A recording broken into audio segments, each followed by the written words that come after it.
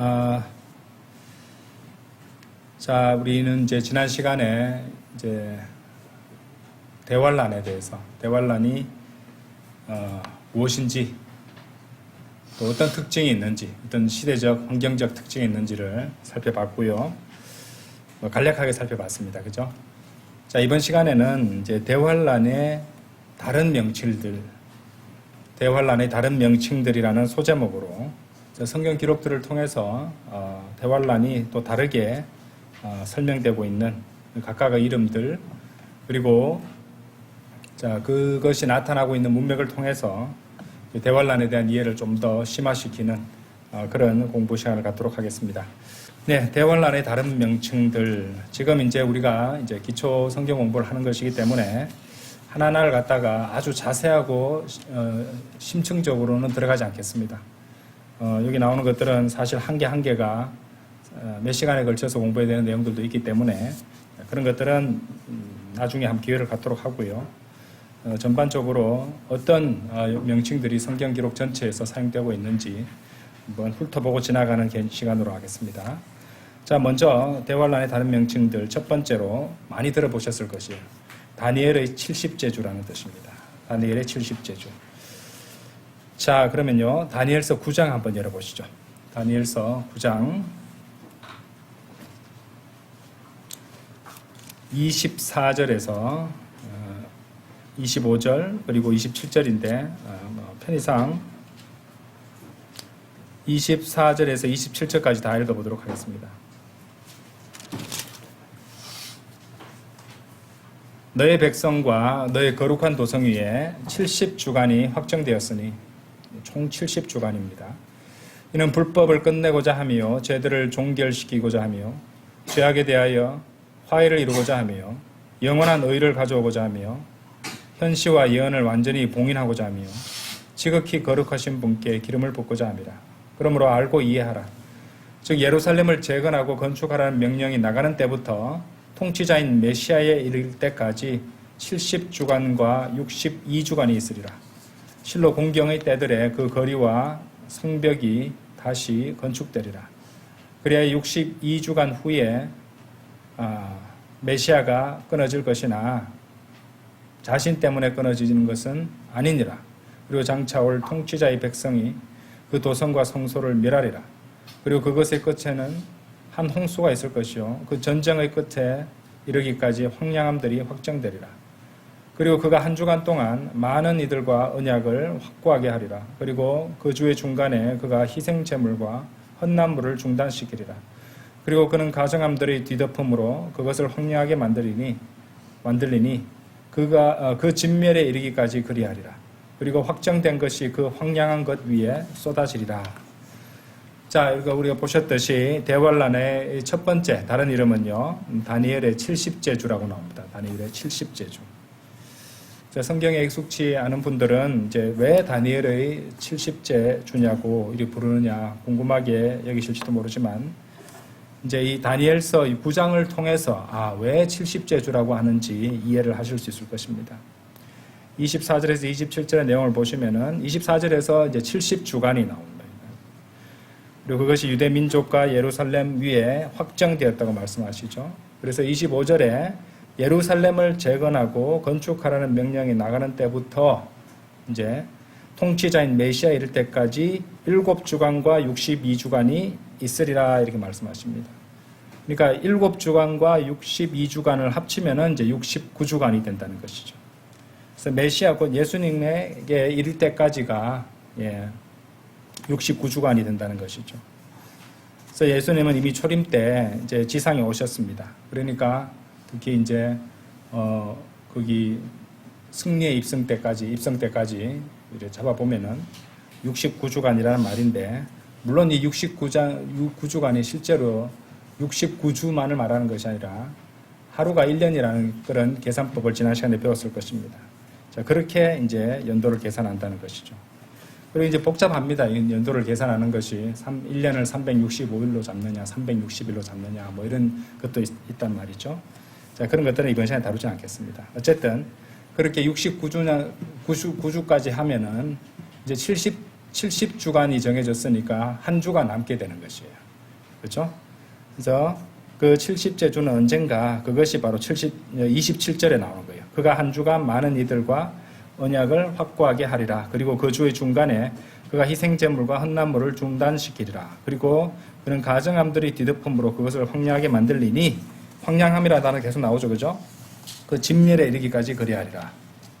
그리고 그 확정된 것이 그 황량한 것 위에 쏟아지리라. 아까도 말씀드렸지만 지난 시간에 이제 그 한 주가 사실은 7일이 아닌 7년이라는 사실을 배웠잖아요. 그리고 그때가 그 7년이 바로 다니엘의 70째 주가 된다는 것이죠. 그죠? 아직 그것이 계시가 되지 않았어요. 예. 그죠? 우리 신약 성도들이 휴거로부터 시작된다 그랬잖아요. 그때부터 시간이 다시 지나가는 그 7년이 시작되게 될 것인데, 아직은 이제 69주에서 멈춰 있는 상태라는 겁니다. 그렇게 이해하시면 됩니다. 자, 그래서 이제 여기 말씀을 아까 우리가 읽어보셨는데, 우리가 지난 시간에도 보셨듯이 마태복음 24장 15절에 보시면은, 그러므로 예언자 다니엘에 의하여 언급된 황량하게 하는 그 가정한 것이 성소 안에 서는 것을 너희가 볼 때면 누구나 읽는 자는 이해할지어다. 요 말씀하고 이 황량한 것, 그 확정된 것이 황량한 것 위에 쏟아지리라. 그대로 연결된다는 것, 직접적으로 연결된다는 것을 알 수 있었습니다. 근데 마태복음 24장이 대환란에 관한 말씀이라는 것을 지난주에 충분히 설명드리고 증명을 했고, 그 이제 마지막 이제 70째 주, 그 70째 주가 바로 마태복음 24장과 연결되는 것, 특히 15절과 연결되니까 다니엘의 70째 주는 대환란을 가리키는 것이다. 그래서 대환란에 관한 말씀이다. 이렇게 대환란을 가리키는 명칭이다. 이렇게 정리를 할 수 있다는 것이죠. 자, 그 대환란의 다른 명칭들 두 번째는요, 야고보의 곤경의 때입니다. 우리가 이전에 쓰던 한글 킹제임스 성경에서는 야고보의 고난의 때라고 우리가 많이 알고 있는데, 우리 표준 킹제임스 성경에서는 야고보의 곤경의 때라고 그렇게 되어 있습니다. 자, 예레미야 30장으로 한번 가보시죠. 예레미야서 30장. 자, 7절입니다. 아, 슬프도다. 그날은 엄청나기에 그것과 같은 날은 아무것도 없도다. 그것은 바로 야고보의 곤경의 때라. 그러나 그는 그날로부터 구원을 받으리라. 그렇죠? 그날은 엄청나기에 그것과 같은 날은 아무것도 없도다. 그것은 바로 야고보의 곤경의 때다. 야곱, 이스라엘이잖아요. 그렇죠? 이스라엘의 곤경의 때. 자, 그러면 이 말씀을 우리가 지난 시간에도 배웠던 마태복음 24장, 그 대환란 문맥인데 다시 한번 좀 보겠습니다. 마태복음 24장 16절 한번 열어보십시오. 마태복음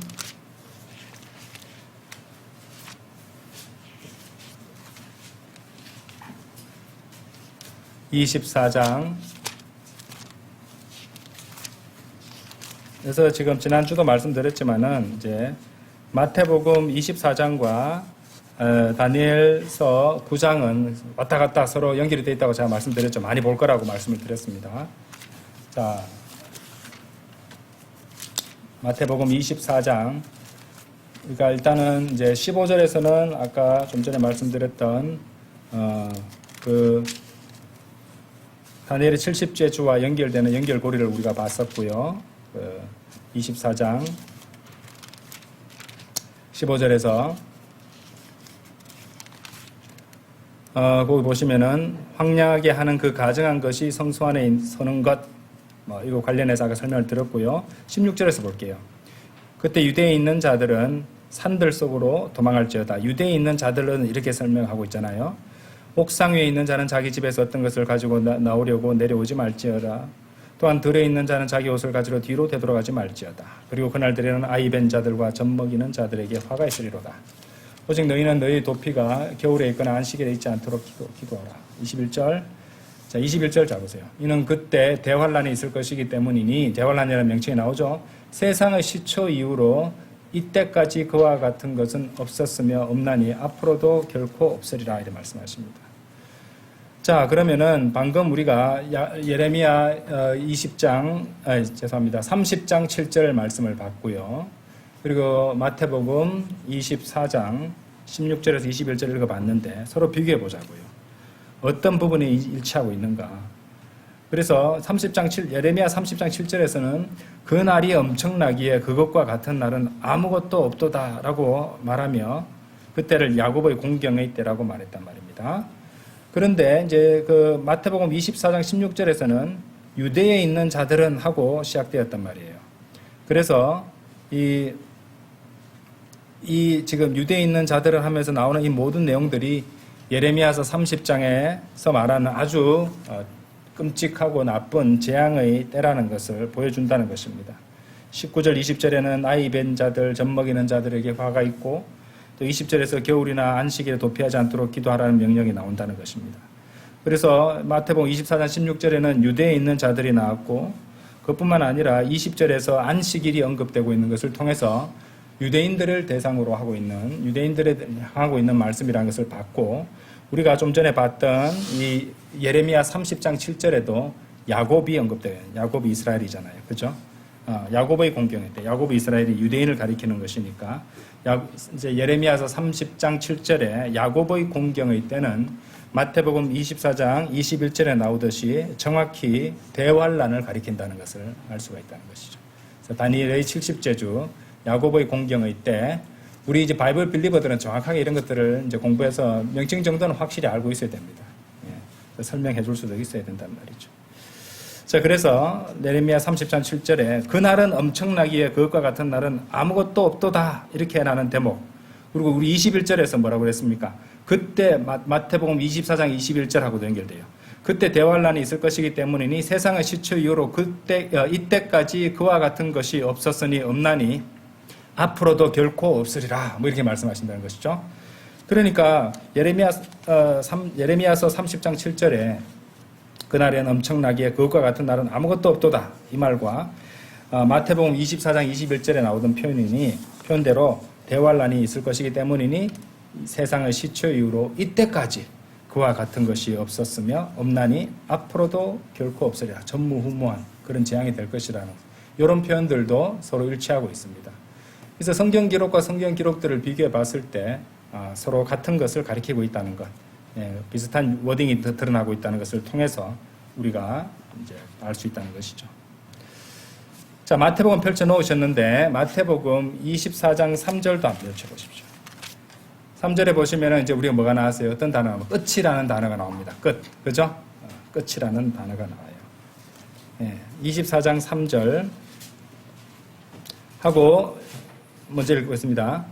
이후에 그분께서 올리브산에 위에 앉아 계셨을 때 제자들이 그분께 은밀히 나와서 말씀드리기를 우리에게 알려주소서 언제 이런 일들이 있으리이까 그리고 당신께서 오시는 것의 표적과 세상 끝의 표적이 무엇이리까 하였더라. 자, 세상 끝의 표적 할 때 끝이라는 단어가 나오잖아요. 그죠? 이것을 보시고 질문을 했단 말이에요. 자, 근데 24장 13절, 14절도 한번 보십시오. 거기 무슨 단어가 또 나오고 있어요? 끝이라는 단어를 또 언급하십니다. 한번 보실까요? 그러나 끝까지 견딜 자, 그는 구원을 받으리라. 그리하면 이 왕국 복음이 모든 민족들에게 증거로서 온 세상에 선포되리라. 그러고 나서 그때 끝이 오리라. 이렇게 말씀합니다. 여기도 끝이 나온다 이 말입니다. 자, 끝이라는 표현, 우리가 지난 시간에도 봤던 그 내용인데요. 사실 이 24장 3절에 나오는 그 끝이 의미하는 바는 사실 14절에 설명이 그대로 나오고 있는 것이에요. 이것을 다르게 해석할 여지가 없습니다. 이 문맥에서 보시면. 14절에서 주님께서 설명해 주시는 거잖아요. 그렇죠? 끝이 무엇인지. 그 끝은 왕국 복음이 모든 민족들에게 증거로서 온 세상에 선포되고 나서 오는 것이 끝이라고 말씀을 하셨단 말입니다. 그래서 그 끝은 이제 다시 왕국 복음이 선포되기 시작하는 대환란, 좀 더 정확하게 말씀드리자면 대환란의 끝에 그리고 예수 그리스도의 재림 이런 것과 이렇게 연결되는 그 시점을 말하는 것인데요. 이처럼 이 마태복음 24장 14절에 나오는 끝은 어디까지나 어떤 이 특정 기간의 이 종료를 갖다가 의미하는 끝이지 어떤 사람들이 주장하는 것처럼 개인의 생명의 끝, 죽을 때까지 뭐 견디는 것, 뭐 이런 식으로 설명하는 사람들이 있는데 그것을 의미하는 것이 아니라 어떤 시대의 끝이라는 거죠. 어떤 특정 시대의, 특정 기간의 끝을 의미한다는 것을 알아야 됩니다. 자, 그래서 이제 이 성경에도 뭐 끝이라는 단어가 많이 나오는데 다 똑같이 생각해서는 당연히 안 됩니다. 그렇죠? 그런데 이 끝을 잘못 해석해서 이렇게 이단 교리를 가르치는 그런 분들도 있는 것 같아요. 안타깝게도. 그래서 그런 것들을 한 가지 사례를 제가 이제 이 끝이라는 단어가 나왔으니까 한번 보면서 또 정확한 교리를 말씀을 또 드리도록 하겠습니다. 지금 우리가 끝이라는 단어를 보았던 마태복음 24장 3절 14절이 봤는데요. 여기에 손을 하나 끼워 놓고요. 고린도전서 1장 한번 보시죠. 고린도전서 1장 고린도전서 1장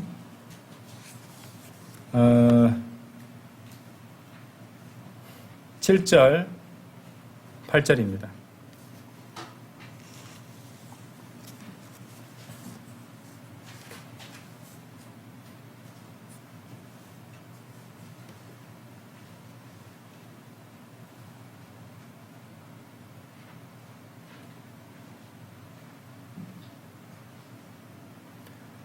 자, 그러면 제가 읽어볼게요. 7절, 8절. 너희가 우리 주 예수 그리스도의 오심을 기다리면서 어떤 은사에도 뒤처지지 않게 하려 함이라. 그분께서는 또한 너희가 우리 주 예수 그리스도의 날에 비난받을 일이 없도록 끝까지 너희를 확고하게 하시리라. 자, 이 환난전 휴거, 그리스도의 심판석, 이런 교리를 잘 모르고 이것을 보게 되면은 고린도전서 1장 7절 8절하고 마태복음 24장 3절 14절 나오는 끝을 같은 것으로 봐버립니다. 그럼 어떤 교리가 나오냐면요. 끝까지 견뎌야 되는 게 나와요. 엉뚱하게 져버리죠. 그러니까 이게 굉장히 중요하고 또 아주 심각한 오류가 만들어질 수 있다는 것입니다. 그러니까 이제 이 사람들은 마태복음 24장 13절, 14절 이런 말씀하고, 고린도전서 1장, 왜냐하면 이제 그 마태복음 24장 13절에는 무슨 편이 나와요? 끝까지 견딜 자, 바로 그는 구원을 받으리라. 이 표현을 갖다가 이제 고린도전서 1장 7절, 8절, 그러니까 특히 8절, 마태복음 24장 13절과 고린도전서 1장 8절을 함께 인용하면서 구원을 잃어버리지 않도록, 상실하지 않도록 끝까지 견뎌야 된다. 끝까지 견뎌야 된다. 이런 이단 교리를 주장하는 자들이 있단 말이죠. 이제 그렇게 설명하는 사람이 여러분들은 이제 이 교회 다니는 사람들 중에 상당히 많습니다. 그럼 그런 분들을 만나게 되면 설명을 해줘야 돼요. 나는 이미 끝까지 다 견뎠어요. 이렇게 말하면 됩니다. 왜 그러냐? 왜냐하면 주 예수 그리스도께서 나의 구원을 위해 끝까지 확고하게 지켜주시기 때문에, 내가 지키는 것이 아니고 주 예수 그리스도께서 끝까지 확고하게 지키시기 때문에, 사실 그렇게 본다면요, 이 고린도전서 1장 8절 그분께서는 또한, 잘 보세요, 그분께서는 또한이라고 했잖아요. 그죠? 너희가 우리 주 예수 그리스도의 날에 비난받을 일이 없도록, 그러면 그걸 보면 그분께서는 끝까지 너희를 확고하게 하시리라잖아요. 그죠? 끝까지 너희를 확고하게 하시는 분이 그분이에요. 우리 자신이 우리 구원을 상실하지 않도록 끝까지 견디는 것이 아니라, 그분께서 그렇게 주 예수 그리스도께서 우리를 끝까지 비난받을 일이 없도록 확고하게 해주신다는 것. 우리가 아니라 말입니다. 그러면은 이 고린도전서 1장 8절 말씀은요, 구원을 잃어버릴 수 있는 것을 지지해 주는 말씀이 아니라 우리가 받은 구원이 영원히 보장된다는 것을 뒷받침해 주는 말씀이에요. 그죠? 그러니까 이렇게 바른 진리를 담고 있는 말씀을 그릇되게 해석하는 것 뒤에는 누가 있겠어요? 마귀가 있는 거예요. 말씀을 제대로 나누지 못하게 하는 것. 그러니까 이런 사람들은 이제 세대적 진리를 배격하잖아요. 그럼 누가 세대적 진리를 배격하고 싶겠어요? 마귀의 인도함을 받는 사람들이 그렇게 한단 말이에요. 왜냐하면 다 섞어버리기를 원하거든요. 다 짬뽕을 만드는 겁니다. 그러면 이제 우리는 구원을 잃어버릴 수도 있는 것이고, 대환을 통과해야 되는 것이고, 끝까지 견뎌야 되는 것이 되어버린단 말이에요. 무섭죠? 근데 의외로 이렇게 믿는 사람들이 많습니다. 예.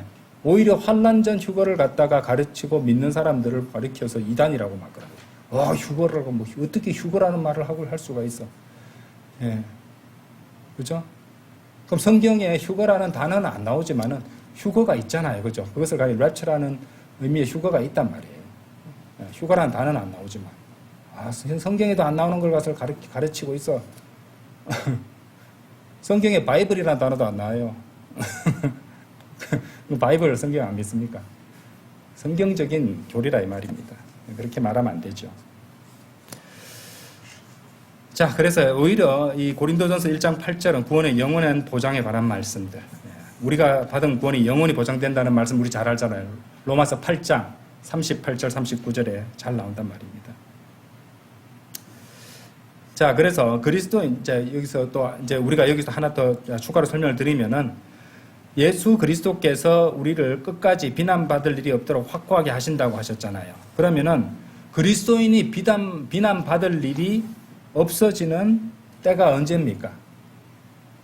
그리스도의 심판석을 통과할 때까지는 비난받을 일이 있을 수 있어요. 그래서 그리스도의 심판석을 통과할 때까지는 비난받을 일이 없어지는 것이 아니에요. 그러면은 여기 아까 뭐라고 그랬습니까? 주 예수 그리스도의 날에 비난받을 일이 없도록이라고 했잖아요. 그죠? 주 예수 그리스도의 날에 비난받을 일이 없도록이라고 하셨으니까 여기 나오는 주 예수 그리스도의 날은 이것도 가지고도 설명을 많이 되지만 간단히 말씀드리자면은 하늘에서 주 예수 그리스도의 날이 있는데 지상에는 적 그리스도의 날이 펼쳐지는 시간이에요. 그럼 우리가 휴거해서 그리스도의 심판석을 통과하는 그 시점이 된다는 것입니다. 아시겠습니까? 그래서 주 예수 그리스도의 날은 그리스도의 심판석에 서는 때와 서로 겹쳐질 수밖에 없다는 것이죠. 좀 더 깊이 들어가겠습니다. 고린도 후서 5장 한번 열어보세요. 고린도 후서 5장.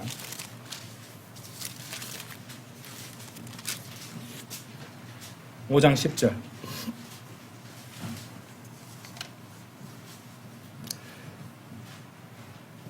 이는 우리 모두가 반드시 그리스도의 심판석 앞에 나타나야만 하기 때문이라. 이는 선이든 악이든 각자 자신이 행한 것에 따라 구원받은 다음에 예수 그리스도를 우리 안에 모시고 우리 육신으로 행한 것들, 그죠? 각자 자신이 행한 것에 따라 자기 몸 안에서 이루어진 것들을 받게 하려 함이라 라고 말씀하십니다. 그래서 여러분 몸 안에서 행한 것들은 주님께서 심판하신다는 것이죠. 근데 여러분의 혼은 어때요? 여기서는 이제 각자 자신이 행한 것, 우리 몸 안에서 이루어진 것들을 말하는데 여러분의 혼은 구원받았을 때 구속받았기 때문에 그렇죠? 깨끗하고 그것은 비난받을 일이 없습니다. 그렇죠? 하지만 여러분의 아직 구속받지 못한 몸의 경우는 얘기가 달라져요. 그렇죠? 그래서 하나님께서는 우리가 구원받은 이후에 우리 몸으로 행한 것에 대해서는 심판을 하신다는 것입니다. 그래서 우리는 주의를 해야 된다는 것이에요. 그렇다면 어째서 성경은 주 예수 그리스도의 날에 비난받을 일이 없도록 끝까지 확고하게 하신다고 말씀을 하실까요? 왜냐하면 그리스도의 심판석이 포함되는 이 주 예수 그리스도의 날에는 이제 날은 우리가 생각하는 단 하루만의 날을 말하는 게 아니고 어떤 기간을 의미한다고 보시면 됩니다. 자, 그때는 여러분은 여러분이 행한 모든 행위들로부터 이제 정결하게 되기 때문이에요. 자, 그런 과정을 거치게 된다는 말입니다. 그래서 그 다음에 어린 양의 혼인식이 있는 거예요. 정결하게 거친 정결례를 갖다 거치듯이, 그죠? 정결하게 되는 과정을 거치게 된다 이 말이에요. 자, 그리고 거기에 이제 그리스도의 심판석을 통과하는 과정이 있다는 말이죠. 자, 계시록 19장 한번 가보십시오. 계시록 19장. 요한계시록.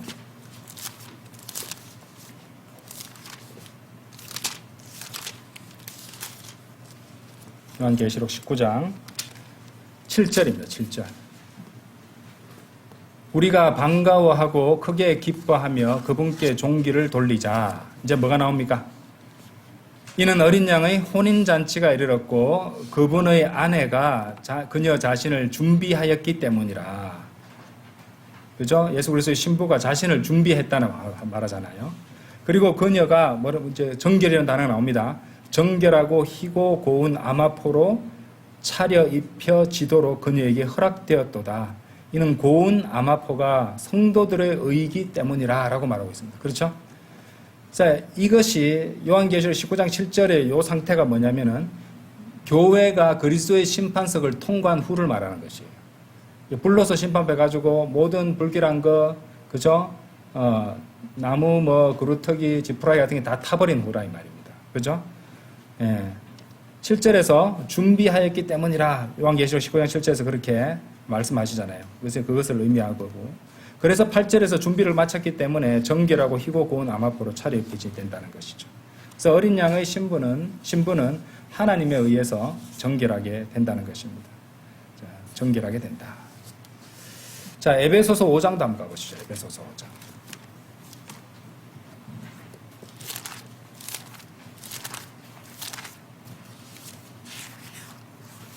에베소서 5장 26절.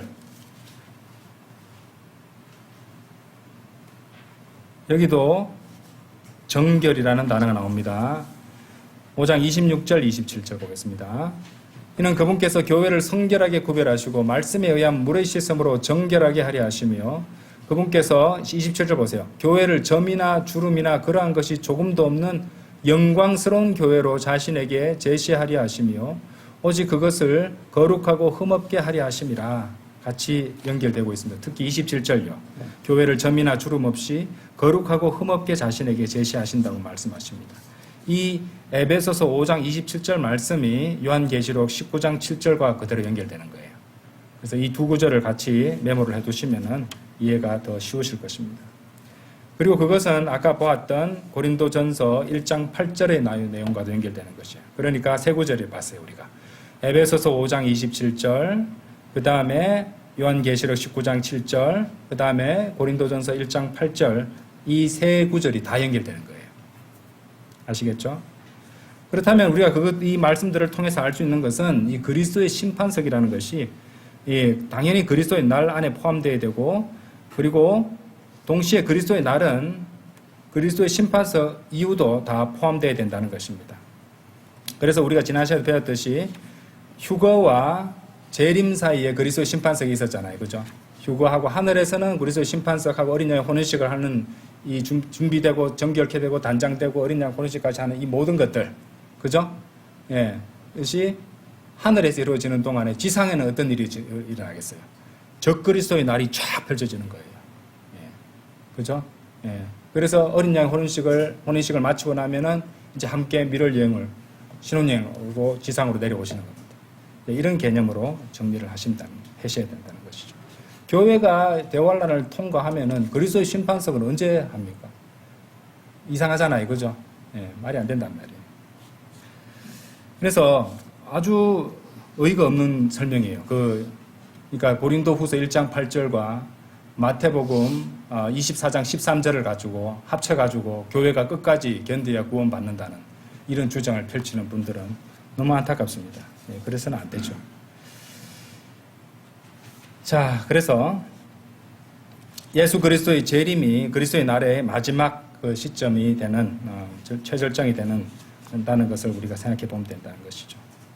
자, 그렇게 놓고 보면은 이제 고린도전서 1장 8절에 예수 그리스도의 날에 비난받을 일이 없도록 끝까지 너희를 확고하게 하신다는 것이 정확히 설명이 됩니다. 이게 대환란 끝까지 견디는 얘기가 아니라 말이죠. 아시겠죠? 대환란 끝까지, 만약에 교회가 대환란을 통과하면서 끝까지 견뎌야 된다는 것은 교회를 구성하는 성도들 각자가 견뎌야 된다는 것이잖아요. 근데 고린도후서 1장 8절은 우리를 끝까지 확고하게 하시는 분이 누구라고 했습니까? 예수 그리스도께서 그렇게 하시는 거예요. 그렇죠? 하나님께서 그렇게 하신다는 것입니다. 그러니까 이게 이제 우리는 성경 공부를 하거나 또 설교를 하거나 어떤 진리를 선포하거나 할 때 항상 성경 구절을 뒷받침 증거로 제시를 합니다. 그런데 이제 너무 말씀을 선포하는 분들의 권위를 너무 존중하는 건가요? 이렇게 신자분들 가운데는, 기독교 신자분들 가운데는 성경을 안 봐요. 그냥 목사님들이 강단에서 하는 말들을 갖다가 자신이 직접 찾아서 비교해보고 이런 것이 없습니다. 그냥 다 그것이 무슨 하나님 말씀이 있냐 그대로 확인도 안 하고 확인하셔야죠. 완벽한 사람이 어디 있습니까? 저도 실수할 수 있습니다. 저도 이때까지 하면서 실수 많이 했을 거예요. 예. 확인해 봐야죠. 그죠? 예. 아, 그래. 당신이 실수한 건 내가 찾아냈지. 내가 너보다 더 나. 이렇게 교만해지지는 마시고요. 그죠? 예. 그것도 마귀가 이용하는 거예요, 사실은. 그리스도인들은 이제 진리의 지식을 알면 알수록 더 겸손해져야 됩니다. 그게 뭔지 아세요? 그게 지혜입니다. 지혜. 지식만 가득 쌓아가지고 내가 말을 할 때가 있고 어떻게 이렇게 생각하거나 어떤 말을 하거나 어떤 행위를 하거나 이런 것들을 잘 살펴서 하는 것이 지혜거든요. 근데 이제 이렇게 엄청난 이렇게 이제 아주 향상된 계시라든지 놀라운 지식이라든지 이런 것들 많이 안다고 자기가 무엇이 된 것 마냥 여기서 떠들고 저기서 댓글로 막 쓰고 막 하고 저건 내가 들어보니까 말이 좀 설명이 좀 부족하군 이러면서 내가 더 많이 아는데 말이지. 예. 지혜가 없어요, 그런 사람들은. 예. 그 지식을 합당하게 사용하는 법을 아는 게 지혜입니다. 그죠? 제대로 못 쓰는 거잖아요. 로마 가톨릭에 대한 잘못된 교리를 다 알고 있잖아요.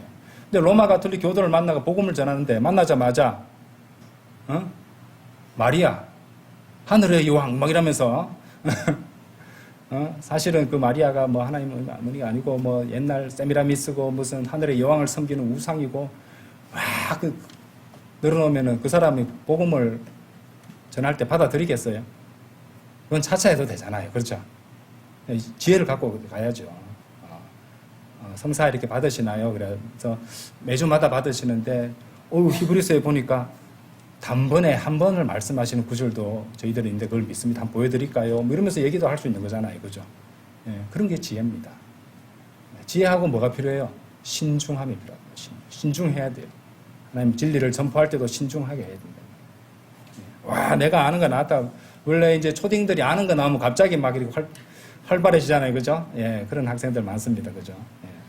모르는 거 나오면 갑자기 입이 쑥 이제 조용해지고. 얘기가 뭐 좀 옆에 샜습니다만은 이제 우리가 이런 진리의 지식을 공부한다고 해서 으스대거나 교만해져서는 안 됩니다, 여러분들. 항상 그래서 기도하셔야 돼요. 지식은 요즘 얼마나 넘쳐납니까, 그죠? 지혜가 필요한 겁니다, 그죠? 분별과 명철이 신중함이 필요한 것이고요. 그래서 내가 어떤 말을 갖다 뱉을 때 이 말이 듣는 사람을 세워줄 수 있는가, 항상 짧게 판단하셔야 되고. 또 어떤 중요한 말을 할 것 같으면 짧게 하나님께 기도 드려야 돼요.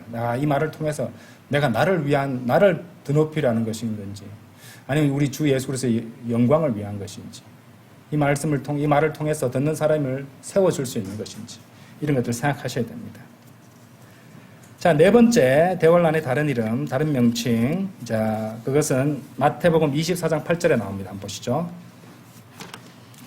우리가 이미 읽었던 부분인데요.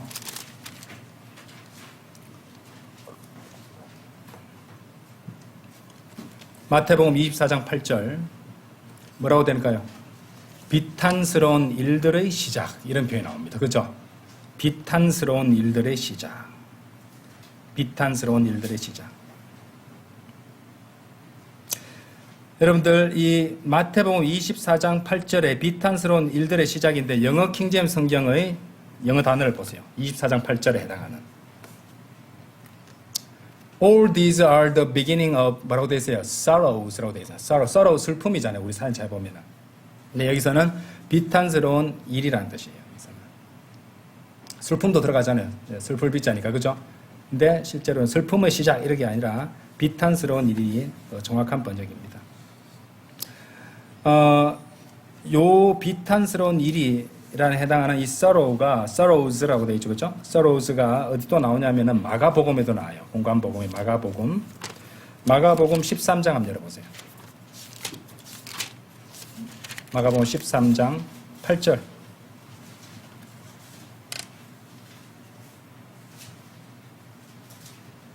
마가복음 13장 8절. 이는 민족이 민족을 대적하여 일어날 것이요 왕국이 왕국을 대적하여 일어날 것이기 때문이라. 그리고 여러 장소들의 지진들이 있을 것이요 기근들과 재난들이 있을 것이라. 이것들이 뭐라고 되어 있습니까? 비탄스러운 일들의 시작들이라 라고 말씀하시죠. 그죠?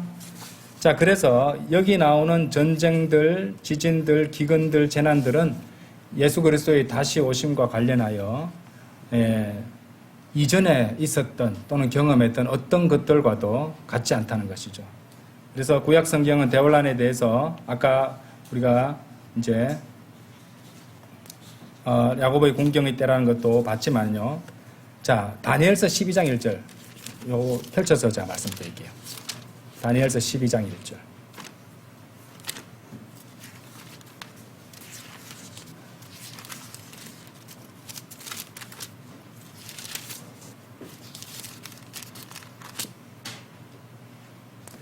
그리고 그때 너희의 백성의 자녀들을 위하여 맞서는 위대한 통치자 미카엘이 일어서리라. 그리고 뭐라고 되어 있습니까? 공경의 때가 있으리라. 공경의 때가 또 나오죠. 그러한 때는 민족이 존재한 이래 심지어 바로 그때까지도 결코 없었던 때라. 또 나오죠. 이런 표현이. 그죠? 한 번도 그런 때가 그때 결코 없었던 때라. 그리고 그때 너희 백성이 구출되리니 그 책 안에서 기록된 되어 발견될 모든 자마다 그러하리라. 이렇게 말씀하십니다. 자, 그리고 이제 요 표현 다니엘서 12장 1절과 우리 아까 봤던 이렇게 마태복음 24장 21절 대환란이라는 단어가 나온 그 명칭이 나온 거기도 보시면은 이는 그때 대환란이 있을 것이기 때문이니 마태복음 24장 21절요. 세상의 시초 이후로 이때까지 그와 같은 것은 없었으며 없나니 앞으로도 결코 없으리라. 이렇게 말씀하십니다. 자, 지난 시간에도 설명해 드렸지만은 이때는 AD 70년에 예루살렘 파괴 사건이 아니었고 현재 지금 일어난 일들도 아니에요. 그죠? 그 모든 비탄스러운 일들은 언제 일어나는가? 이런 걸 다 sorrows라고 하는데요. sorrows. 그죠? 예. 이 비탄스러운 일들은 언제 일어나냐? 대환란 때 일어납니다. 대환란 때 일어나는 거 이래 보면요. 요한계시록 보면은 별들이 떨어져야 돼. 지금 별들 떨어지고 있습니까? 안 떨어지죠? 해가 검게 변하고 있어요. 달이 피로 변하고 있지도 않습니다. 나무들의 3분의 1 모든 풀들 불타고 있지 않습니다. 바다 생명체들의 3분의 1이 죽었습니까? 아니죠? 배들의 3분의 1이 침몰했습니까? 아닙니다. 예, 물은 피로 변하고 있지 않습니다. 운석들에 의해서 오염되지도 않아요. 마귀적인 메뚜기들, 초자연적인 생명체들이 구렁에서 올라와서 5달 동안 사람들에게 고통을 주는 이런 일이 있습니까? 아직 없습니다. 짐승의 표를 받은 자들과 관련된 이 전 세계적인 문둥병, 나병 이런 것들이 발달해 있습니까? 하늘에서 하나당 22kg이 넘는 우박들이 떨어져 내리고 있습니까? 아니죠. 태양이 전 세계적으로 사람들을 불로 태우고 있습니까? 지금 최근에 계속 정말 뜨거웠지만은 태울 정도는 아니었어요. 그렇죠? 고통스러운 흑암이 이 적그리스도의 수도를 갖다가 덮는 일도 아직 없습니다. 그러니까 이제 이런 모든 일들은 그러니까 비탄스러운 일들이라고 말하는데 이것들은 대환란 기간 동안에 사람들이 직면하게 될 그런 일들이 될 것입니다. 자, 그러면은 왜 성경은 이것을 비탄스러운 일들이라고 표현했을까? 비탄스러운 일들이라고 표현했을까? 자, 이것은 영적인 의미로 설명을 할 수 있는데요. 왜 비탄스러운 일들이라는 단어를 썼냐면요. 이것은 출산과 산통, 진통 이런 것과 연관이 되어 있다는 것이에요. 그러니까 이제 성경 몇 구절 보겠습니다. 이사야서 13장 가보십시오. 이 단어들이 이렇게 성령님께서 그 단어를 선택하셔 쓰셨다는 것은 거기에 의미들을 담아 두셨다는 말이잖아요. 그죠? 이유가 다 있다는 것이에요. 이사야서 13장 6절.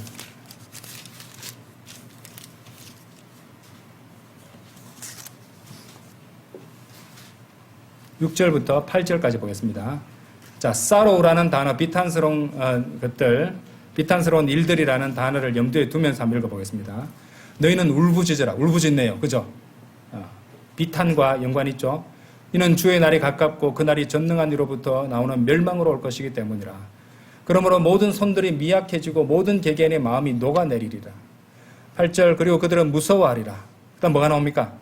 격통들과 슬픔들이 나오죠. 그죠? 격통들과 슬픔들. 자, 여기 이제 여기에서는 격통들과 슬픔들 할 때 이 sorrow는 슬픔들로 번역을 했어요. 그렇죠? 표준 킹제임 성경에서는 격통들과 슬픔들이 그들을 붙잡으리라. 예. 왜냐하면 개인이 느끼는 그런 측면에서 썰어오니까 슬픔들로 번역을 한 겁니다. 이해되시죠? 예. 그런데 여러 가지 그런 대환란에 일어나는 끔찍한 일들에 관해서는 비탄스러운 일들이라고 하는 것이 더 정확한 것이고요. 그래서 경통들과 슬픔들이 그들을 붙잡으리라. 그 다음 뭐가 나요? 그들은 마치 상고를 치르는 여자같이 통증 가운데 있으리라. 그들은 서로에게 놀라리라. 그들의 얼굴은 불꽃들 같으리라. 여러분들 그 슬픔이라는 단어도 여기 나왔고요. 울부짖는 얘기 나왔고 격통들이 나왔고 그 다음에서 자연스럽게 뭐가 나오고 있어요? 상고를 치르는 여자의 통증에 대해서 언급하고 있다는 것이에요. 영적으로 대환란기가 그런 기간이란 말이에요. 그럼 왜 그런 고통을 갖다 겪는 이유가 뭡니까?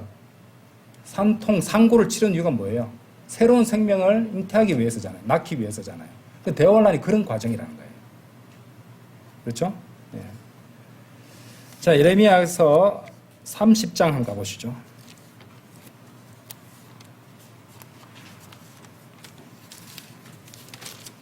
예레미야서 30장 6절.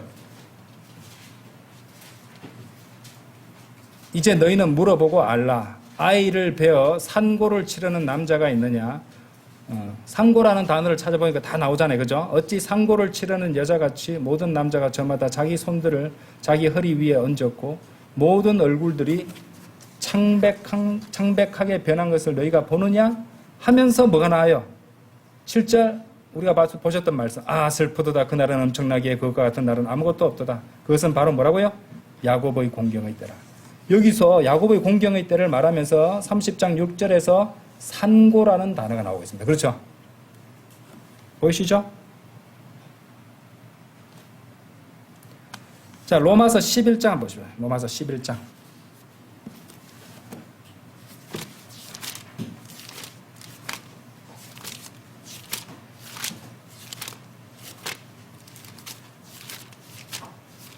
로마서 11장 26절. 우리 11장은 이제 이스라엘의 회복에 관한 말씀으로 우리가 공부 이미 많이 했던 대목입니다. 그런 뒤에 온 이스라엘이 구원받게 되리라. 그죠? 예. 지금 예레미야 30장 7절 제일 후반기 보시면은 그것은 바로 야곱의 공경의 때라. 그러나 그는 그날로부터 구원을 받으리라. 이렇게 말씀하시거든요. 자, 로마서 11장 26절에서는 그런 뒤에 온 이스라엘이 구원받게 되리라. 기록된 바와 같으니 시온으로부터 구출자가 나오시리니 그리하여 뭐라고요? 야곱이 나오죠. 그죠? 야곱. 예레미야서 30장 7절 야곱의 공경의 때 할 때 그 야곱입니다. 야곱에게서 불경건한 것을 치워버리시리라 이렇게 말씀하신다는 것이죠. 자, 그런 것을 통해서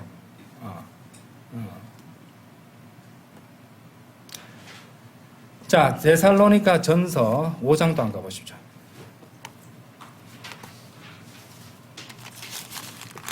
데살로니가 전서 5장 2절. 선생님 놀랍지 않습니까? 구약 성경에 있는 말씀들하고 일관성이 다 있죠. 그죠? 그렇죠? 5장 2절부터 3절입니다. 이는 주의 날이 밤에 도둑같이 그렇게 오는 것은 너희 자신이 완전히 알고 있기 때문이라. 이는 그들이 말하기를 평안하고 안전하다 할 그때 갑작스러운 멸망이 그들에게 임하기 때문이니 그 다음 뭐가 나요? 아이를 가진 여자에게 산고가 임하는 것과 같으니라. 그런즉 그들은 벗어나지 못하리라. 유대인이 중심이지만은 그때는 대환란은 전 세계적인 현상이잖아요. 그죠? 그래서 여기도 산고가 임한다고 말씀하십니다.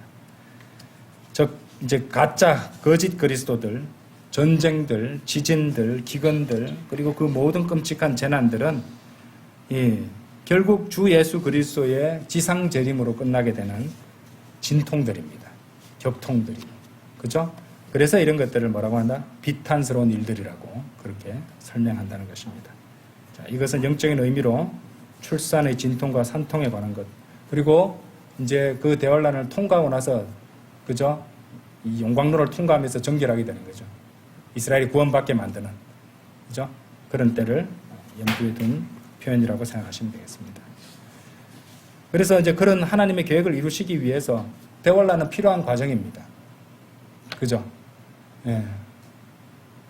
참 우리는 생각해 보세요. 적그리스도 그렇게 사악한 걸 아예 그냥 아예 나오지 못하도록 어릴 때 그냥 다 제거하시고 막 끝내버리시면은 깨끗하게 될 것인데 아니죠. 그것이 다 필요하시니까 하나님께서 그렇게 하시는 것입니다.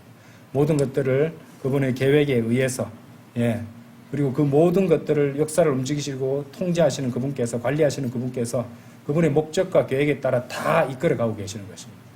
그리고 그 계획은 말씀대로 다 성취되게 될 것이고요. 그런데 그 과정에서 그 모든 복잡한 것들이 역사상으로 나타난 증거들을 다 포함해서 그 모든 것들이 때로는 그 역사 자체가 교리를 드러내고 있는 부분도 있고 이 모든 것들을 인간이 맞출 수 있나요? 아닙니다. 우리 하나님만이 그렇게 하실 수 있는 거죠. 그것이야말로 위대하신 우리 하나님의 주권입니다. 사실은. 구원받을 사람, 받을 사람 미리 정해뒀다는 그 주권이 아니고요. 그렇죠? 하나님께서는 그렇게 모든 일을 다 그분의 계획에 따라 이끌어 가시고 또 특히 우리 성도들을 위해서는 모든 일이 합력하여 선을 이루게 하신다는 것이죠. 자, 5번째 명칭은요, 당연히 이제 대환란입니다. 마태복음 24장 21절.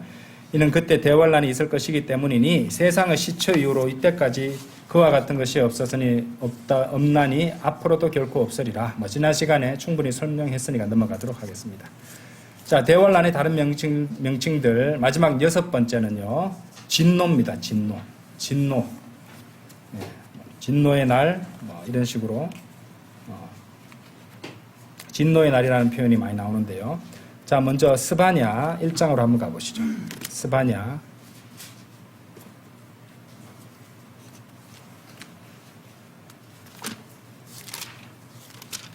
자, 스바냐 1장 18절입니다.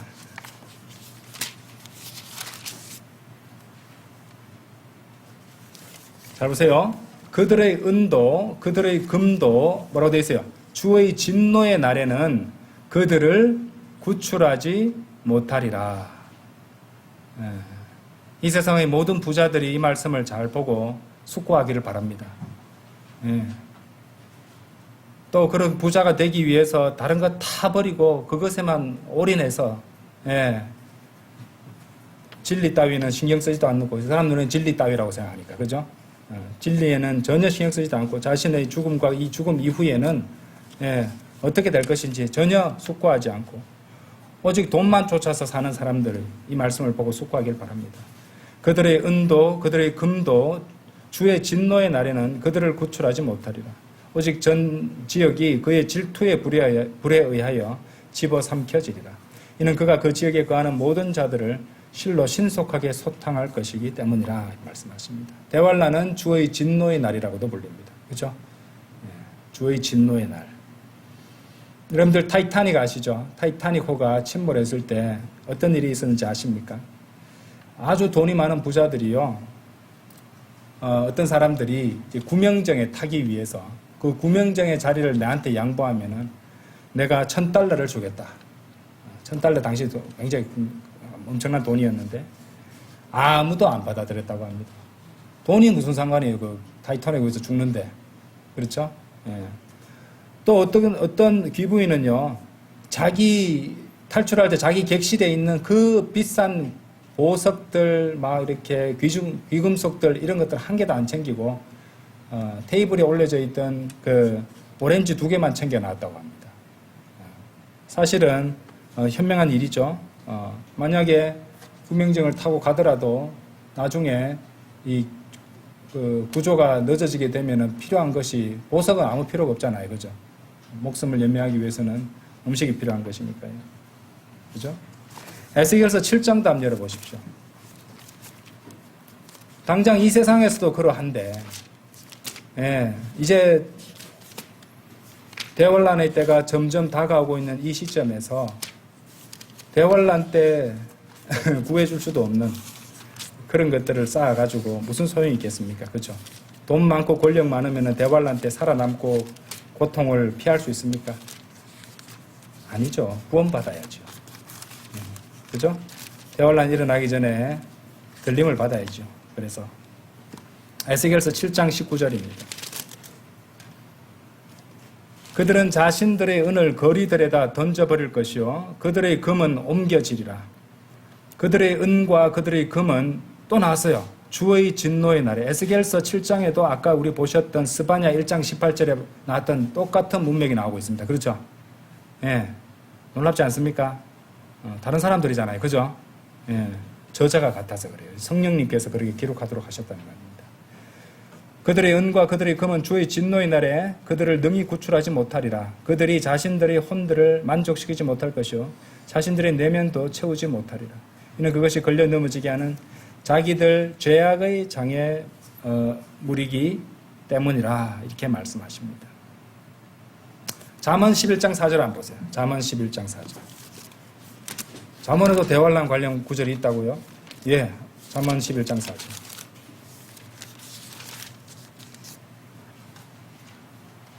뭐가 나와요? 재물은 진노의 날 나왔죠, 그죠? 우리 앞에 구절들 보니까 이제 이 잠언 11장 4절 말씀이 보이죠? 그죠? 예, 재물들은 진노의 날에 유익이 없느니라. 그러나 의인은 죽음으로부터 구출하느니라. 라고 말씀하고 있습니다. 자, 대환란 문맥인 계시록 16장에도 진노가 나옵니다. 계시록 16장, 요한계시록 16장.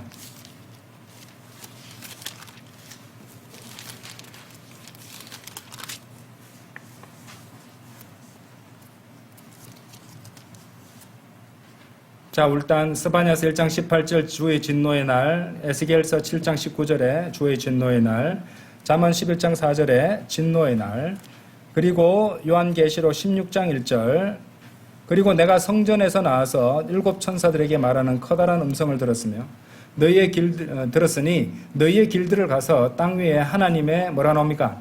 진노의 호리병들을 쏟아부으라 하였더라. 자, 모든 것들의 공통점이 뭐예요? 진노입니다. 진노. 그래서 여섯 번째 명칭을 제가 진노라고 잡았던 것이에요. 대환란과 진노를 연결시키는 것이 굉장히 중요합니다. 진노, 복수, 우리가 지난 시간에도 배웠었죠, 그죠? 특히 진노가 중요해요.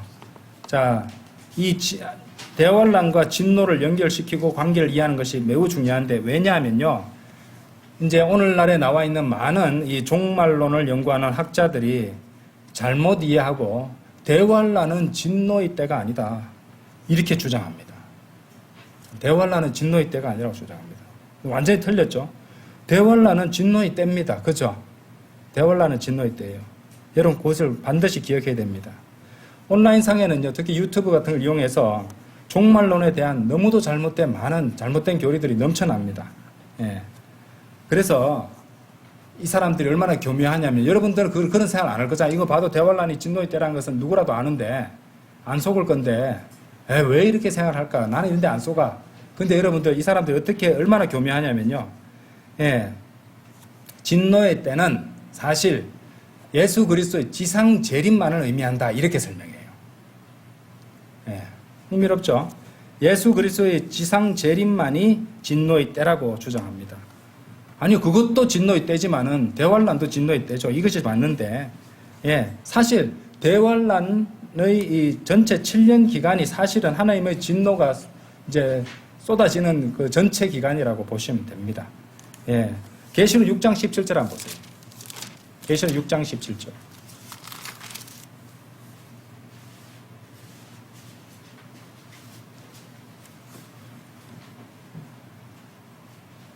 이는 그분의 진노의 위대한 날이 임하였기 때문이라. 이 대환란 전체를 가리키는 말이에요. 그죠? 예, 그런즉 누가 능히 서겠느냐. 그래서 진노의 위대한 날이, 예, 대환란 전체를 갖다가 말하는 것인데, 예, 이 사람들은 예수 그리스도의 지상 재림만이 진노의 때다. 아니죠. 재림은 진노가 극대화돼서 최종 심판이 임하는 그 순간입니다. 그 순간이 바로 지상 재림 맞아요. 지상 재림도 진노의 때는 맞아요. 근데 지상 재림만이 아니라 지상 재림 도죠. 최고조로 달하는 때예요. 요한계시록 19장 15절 한번 보세요. 또 그분의 입에서 예리한 검 하나가 나왔는데 그분께서 그것으로 민족들을 치려하심이라. 그리고 그분께서 철장으로 그들을 다스리시리라. 또한 그분께서 전능하신 하나님의 맹렬함과 뭐라가 나와요? 진노의 포도즙 틀을 밟으시니라. 이런 구절 제시해요, 이 사람들이. 요한계시록 19장 15절을 제시하면서 봐라, 예수 그리스도께서 지상 재림하실 때만 진노다. 그때가 진노의 날이고 진노의 때다. 이렇게 설명을 한다는 겁니다. 지상 재림의 순간만이 그렇게 진노의 때가 되는 것이지 대환란 전체에는 포함되지 않는다. 여러분들 그렇게 주장한 이유가 뭔지 아세요, 여러분들? 이 사람들 정직한 사람들이 아니에요, 그렇게 하는 사람들은. 목적이 있어서 그렇게 한 겁니다. 그것만 빼가지고. 왜 그렇게 했느냐. 만일 진노를 예수 그리스도의 지상 재림 때만으로 이제 이렇게 국한시켜서 규정을 해버리면요, 교회는 어떻게 됩니까? 환란 전에 휴거된다는 이 성경적 진리를 갖다가 약속을 갖다가 유지하면서도 동시에 대환란을 통과시킬 수도 있는 것이에요. 맞잖아요. 대환란이 진노의 때가 아니니까, 진노의 때는 예수 그리스도의 지상 재림만 진노가 되니까 대환란을 통과해도 환란 전 휴거는 되잖아요. 그 환란 전 휴거라는 말이, 대환란은 말이 이상해서 없습니다만은 진노 전에, 진노 전, 이 사람들 진노 전 휴거라고 할 겁니다, 아마. 그죠? 진노 전 휴거.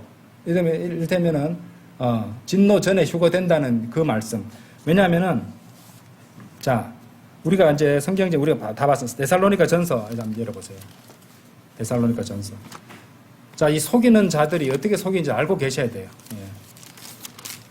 데살로니가 전서 1장 10절 보세요. 하늘로부터 오실 그분의 아들을 기다리는지 보여주느니라. 예. 그분은 죽은 자들로부터 살아나신 주 바로 예수님이시요 다가올 뭐라고 되세요? 진노로부터 우리를 구해내신 분이시라. 우리는 이 진노가 대환란이라는 것을 성경 구절을 통해서 다 봐서 환란전 휴거 교리를 뒷받침하는 구절로서 제가 설명을 했습니다.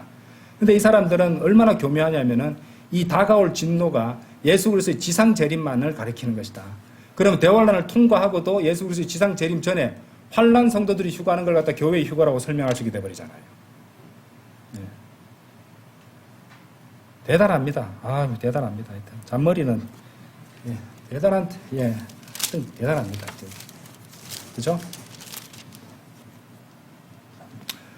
데살로니가 전서 5장 9절. 이는 하나님께서 우리를 진노에 이르도록 정하신 것이 아니요 오직 우리 주 예수 그리스도에 의하여 구원을 획득하도록 정하셨기 때문에. 이 구절들이 다 환란 전 휴거. 왜 환란 전 휴거라고 했냐면 대환란이 진노의 날이기 때문에 그렇습니다. 그죠? 그래서 그 전에, 진노 전에 휴거된다고 설명했던 것인데 진노를 갖다가 예수 그리스도의 지상 재림, 그죠? 아까 요한계시록 19장에서 봤던 이 구절만 축한시켜 버리니까 여전히 대환란을 통과하고 끝까지 견뎌야 된다는 것을 설명하면서 뭐를 얘기해요? 진노 전 휴거를 뒷받침하는 교리로 정립할 수 있게 되는 것이에요. 예. 속으면 안 되죠, 그렇죠? 그러니까 교회가 대환란을 통과한다는 그런 이제 교리의 핵심 논리를 그렇게 연결지어서 설명한다는 것입니다. 자, 그래서 이 사람들이 말을 할 때 잘 들어보시고 만날 기회가 안 있겠습니까, 그죠? 얘기 나누다 보면 주장할 수 있을 것이에요. 이 사람들은 진노를 예수 그리스도의 지상 재림만 딱 내려올 때, 그죠? 아마겟돈 거기서 꽉 하는 이런 것만 생각할 거잖아요, 그죠? 하지만 진노는 성경적으로 뭐라고 할까요? 대환란 전체 기간입니다, 그죠? 예수 그리스도 지상 재림은 그 진노가 최고조에 이르러서 극대화되는 아주 극적인 순간이 될 것이고요. 그래서 이 대환란의 이 다른 명칭들을 갖다 우리가 살펴봤습니다. 오늘 6가지를. 이런 것들을 잘 아는 것이 굉장히 중요합니다. 물론 우리가 그때를 갖다가 바로 그때를 통과하는, 우리는 그때 없다니까요, 대환란 때. 그죠? 우리가 결코 겪을 일이 아니에요. 사실은 이런 것보다 어디 집중해야 돼요? 우리가 나중에 휴거 받고 나서 이제 그리스도의 심판석을 갖다 통과해야 되니까 그리스도의 심판석을 대비해서 살아가는 우리 그리스도의 이 지상 삶을 갖다가 조심해서 생각해야 되는 것이고, 주님 만날 준비를 하는 것이고, 또 이제 천년왕국에서 우리가 어떻게 천년왕국도 우리 공부할 겁니다, 나중에. 천년왕국에 대해서, 그리고 또 영원시대에 또 얼마나 많은 영적 복을 갖다 하나님께서 우리에게 주실 것인지 이런 데 집중하고 살아가는 게 맞아요. 예. 그런데 이런 그릇된 이렇게 종말론을 가지고 잘못된 구원을 전하는 자들이 많으니까 우리도 이것을 알아야 된다는 것입니다. 아시겠죠? 예. 근데 오늘날의 이 마지막 이 그리스도의 몸을 보면 구원받은 사람들 또 그런 분들이 있겠지만 참 기독교 계를 보면은 예수 그리스도보다는 적 그리스도에 더 관심이 많아요. 그죠? 천년왕국이나 영원시대보다는 대환란에 더 관심이 많아요. 너무 가슴이 아프죠. 그죠? 하지만 우리가 바른 교리 또 바른 성경적 적용 이런 것들을 공부함으로써 우리 자신을 진리의 지식으로 잘 무장하고 또 이런 지식들로 무장하고 나서 어떻게 해야 돼요? 교만해져야 돼요? 아닙니다. 예. 지혜롭게, 신중하게, 예. 그렇죠? 증거할 수 있는, 선포할 수 있는 그런 성도들이 되어야 되겠습니다. 예, 다 같이 기도드리겠습니다.